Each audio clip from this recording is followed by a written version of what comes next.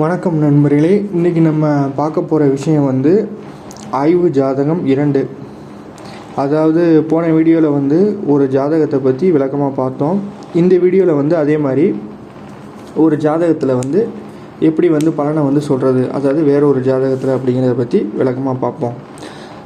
அதாவது என்ன அப்படின்னா, இப்போ ஒரு ஜாதகத்தில் கிரக காரகத்துவம் பாவக காரகத்துவம் அப்படிங்கிறது நம்ம பார்த்துருப்போம்.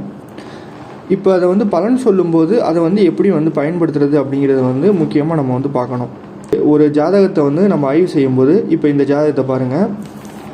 இதில் நான் நவாம்ச கட்டம் அப்படிங்கிறத போடலை, சரிங்களா. ராசி கட்டம் 9 கிரகம் அதை மட்டும் போட்டிருக்கேன்.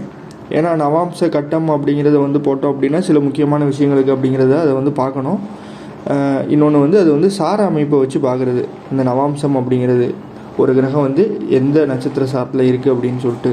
இப்போ நம்ம அந்த மாதிரி நம்ம ஒவ்வொரு விஷயத்தையும் பார்த்தோம் அப்படின்னா பலன் சொல்லவே முடியாது. இன்னொன்று எப்படின்னா, எல்லா விஷயங்களையும் ஒரே வீடியோவில் சொல்லிட முடியாது. நம்ம ஒரு ஜாதகத்தை எவ்வளோ சீக்கிரம் ஈஸியாக புரிஞ்சுக்கிறது அப்படிங்கிறத சொல்கிறதுக்கு தான் இந்த வீடியோ பதிவு, சரிங்களா. இப்போ இந்த ஜாதகத்தில் மேஷ லக்னம் மேஷ ராசி, அதாவது எப்படின்னா லக்னமும் ராசியும் ஒன்றா வருது. நட்சத்திரம் பரணி நட்சத்திரம். இவருக்கு இப்போதைக்கு 31 வயசு. 31 வயசு அப்படின்னா 33 வயசு வரைக்கும் செவ்வாதசை ஓடுது, சரிங்களா. இவர் எப்படின்னா சுக்கிர திசையில் பிறந்திருக்காரு. இந்த ஜாதகருக்கு 7ஆம் இடத்துல சூரியனும் சுக்கிரனும் இருக்குது. 5ஆம் இடத்துல செவ்வாயும் ராகு இருக்குது. புதன் 3 6 கூடியவராக 8ல் இருக்கார். குருவும் கேதுவும் 11ல் இருக்குது. சனி 12ல் இருக்குது. அதாவது எப்படின்னா, இப்போ உயிர் காரகத்துவம் அப்படின்னு பார்த்தோம் அப்படின்னா, இந்த ஜாதகருக்கு சந்திரன் லக்னத்தில் இருக்கிறதுனாலையும் 4ஆம் இடத்து அதிபதி 4ஆம் இடம் நல்ல அமைப்பில் இருக்கிறதுனாலையும், அதாவது எப்படின்னா 4ஆம் இடத்தை எந்த பாவ கிரகமும் பார்க்கல. இன்னொன்று 4ஆம் அதிபதி நல்ல அமைப்பில் இருக்குது, சரிங்களா. அது சந்திரனா அப்போ இந்த ஜாதகருக்கு வீடு வாகன யோகம் இதெல்லாம் சிறப்பாக இருக்கும் அப்படிங்கிற மாதிரி சொல்லலாம். இன்னொன்று தாயாரோட ஆதரவு அப்படிங்கிறது இருக்கும், சரிங்களா. ஏன்னா லக்னத்தோட 4ஆம் இடத்து அதிபதி லக்னத்துலேயே இருக்குது.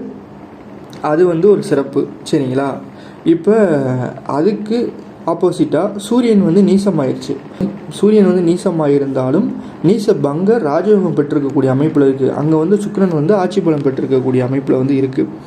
இப்போ ராகு கேதோட அச்சுக்கு வெளியில் சூரியனும் சந்திரனும் 7க்கு 7 இருக்கும்போது, அதாவது எப்படின்னா இந்த ஜாதகரோட தாய் தந்தையாரோட உறவு முறையில் சிக்கல் அப்படிங்கிற மாதிரி சொல்லலாம். ஜாதகர் அப்பாவோட ஆதரவு இல்லாதவர் அப்படிங்கிற மாதிரி சொல்லலாம், சரிங்களா. இப்போ எப்படின்னா 9ஆம் அதிபதி அப்படிங்கிறது மறையில் 9 கூடையவர் 11ல் இருக்கார். அதாவது அந்த பாவத்துக்கு முன்னே லக்னத்துக்கு 11ஆம் இடத்துல இருக்கிறதுனால கேதுவோட சம்மந்தப்பட்ட அமைப்பில் இருக்கார். அதாவது எப்படின்னா ஒரு சிக்கல் அந்த மாதிரி ஒரு விஷயங்கள் இருக்கும். சூரியனும் நீச பங்கம் பெற்றிருக்கிறதுனால அப்பா இருப்பார், சரிங்களா. ஆனால் அந்த உறவு முறையில் சிக்கல் அப்படிங்கிறது நம்ம சொல்லலாம். அம்மாவோட ஆதரவு அப்படிங்கிறது இருக்கும். அடுத்து செவ்வாயும் ராகும் 5ஆம் இடத்துல இருக்கிறது எப்படின்னா, இது எப்படின்னா ஒரு தோஷ அமைப்பை ஏற்படுத்தும், சரிங்களா. அதாவது பூர்வ புண்ணிய தோஷம் அப்படிங்கிற மாதிரி சொல்லலாம். புத்திர தோஷம் அப்படிங்கிற மாதிரி எடுத்துக்கலாம். இதோட பலன் என்ன அப்படின்னா, இப்போ 5ஆம் இடம் அப்படிங்கிறது குறிக்கக்கூடிய உயிர்காரகத்துவம் எது அப்படின்னா தாய்மாமன் உறவு முறையை குறிக்கும். 5ஆம் பாவகம் குறிக்கக்கூடிய விஷயம் என்ன அப்படின்னா, அதாவது பூர்வ புண்ணிய அமைப்பு, புத்திரம், அடுத்து தாய்மாமன், சரிங்களா. மாமன் வர்க்கத்தாரை பற்றி சொல்லக்கூடிய விஷயந்தான் 5ஆம் இடம். அந்த இடத்துல ராகுவும் கேதுவும் இருக்கிறதுனால அந்த உறவு முறையில் சில சிக்கல் அப்படிங்கிறத ஏற்படும், சரிங்களா. இந்த ஜாதகர் செவ்வாய் ராகுவும் சேர்க்கை பெற்று இருக்கிறதுனால பிடிவாத குணமும் அவசர செயல்பாடும் கொஞ்சம் அதிகமாகவே இருக்கும். ஆனால் குரு பார்க்குறதுனால அது கொஞ்சம் குறைவு தான், சரிங்களா. இன்னொன்று புதன் நல்ல அமைப்பில் இருக்கார், சரிங்களா. ஏன்னா மறைவிட ஸ்தானாதிபதி இன்னொரு மறைவிடத்தில் இருக்கிறது மறைந்த புதன் நிறைந்த கல்வி அப்படிங்கிற மாதிரி அது ஒரு நல்ல பலனை செஞ்சிடும், சரிங்களா. ஏன்னா விபரீத யோக அடிப்படையில் 3 6 கூடையவர் 8ல் அமரும்போது. ஆனாலும் அந்த பாவக அதிபதி, ஏன்னா இப்போ நம்ம எப்படின்னா மாமன் வர்க்கத்தை குறிக்கக்கூடிய அமைப்பு புதன், உயர்கல்வியை குறிக்கக்கூடிய அமைப்பும் புதன். அதே மாதிரி 5ஆம் பாவகம் அப்படிங்கிறதும் மாமனை குறிக்கக்கூடியது. 5ஆம் அதிபதி நீசமாயிட்டார். நீசமாகி பங்கம் பெற்றிருக்கக்கூடிய அமைப்பில் இருந்தாலும் 5ஆம் இடத்துல இருக்கக்கூடிய கிரகம் அந்த பாதிப்பை ஏற்படுத்தும். அதாவது அந்த ஜாதகர் அந்த ஆதரவை வந்து விரும்ப மாட்டார். தாய்மாமனோட ஆதரவு அப்படிங்கிறத வந்து விரும்ப மாட்டார். சரிங்களா, அப்படி வந்து எடுத்துக்கலாம்.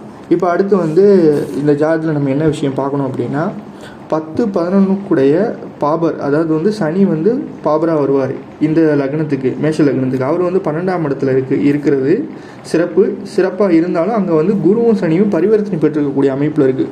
குருவும் சனியும் பரிவர்த்தனை பெறும்போது தொழில் வளர்ச்சி அப்படிங்கிறது வந்து நல்லாயிருக்கும், சீரான பொருளாதார உயர்வு அப்படிங்கிறது வந்து இருக்கும். சரிங்களா, இப்போ குருவும் கேதுவும் சம்மந்தம் பெறும்போது ஒரு ஆன்மீக ஈடுபாடு அப்படிங்கிறது வந்து இந்த ஜாதகருக்கு வந்து சிறு வயது முதலே வந்து ஏற்படுத்தும். அடுத்து வந்து இந்த இடத்துல வந்து சூரியனும் சுக்கிரனும் இருக்கிறது வந்து உயிர்காரகத்துவத்தில். இப்போ தந்தையும் இப்போ வந்து அம்மா அப்பா பிரிவு அப்படிங்கிறது வந்து இருந்தாலும் சுக்கிரன் அப்படிங்கிறது வந்து ஜாதகருக்கு வந்து 2ஆம் மனைவி. இப்போ சூரியன் வந்து நீசமாகி அங்கே பங்கம் பெற்றிருக்கிறதுனால தகப்பனாருக்கும் இருதார அமைப்பு இருக்குது அப்படிங்கிறத வந்து நம்ம வந்து சொல்லலாம். சரிங்களா, ஏன்னா ராகுகேது அச்சுக்கு வெளியில் வந்து சந்திரனும் சூரியனும் இருக்கிறதுனால இந்த அமைப்பு அப்படிங்கிறது வந்து இந்த மாதிரி பலனையும் வந்து ஏற்படுத்தும். சரிங்களா, ஜாதகருக்கும் இது வந்து பாதிப்பை வந்து ஏற்படுத்தும், ஜாதகரோட தந்தைக்கும் வந்து இந்த பாதிப்பை வந்து ஏற்படுத்தும். இப்போ சுக்கிரன் வந்து தோஷத்தை வந்து ஏற்படுத்தினாலும், சூரியன் சுக்கிரன் 7ஆம் இடத்துலேருந்து அந்த தோஷத்தை வந்து ஏற்படுத்தினாலும் அங்கே சுக்கிரன் வந்து ஆட்சி பலம் பெற்று யோகத்தை வந்து ஏற்படுத்தினால முற்பாதியில் வந்து திருமண ரீதியாக சில தடைகள் சில குழப்பங்கள் இதெல்லாம் இருந்தாலும் பிற்பாதியில் வந்து மனைவியின் மூலியமாக சில நன்மைகள், அதிகாரமிக்க ஒரு மனைவி அமைவாங்க அப்படிங்கிற மாதிரி கூட சொல்லலாம். சரிங்களா, இது சம்மந்தமாக ஏதாவது சந்தேகம் இருந்துச்சு அப்படின்னா என்னோடய வாட்ஸ்அப் நம்பரை தொடர்பு கொள்ளுங்கள். உங்களோட கருத்துக்களை கமெண்ட் பண்ணுங்கள். நன்றி.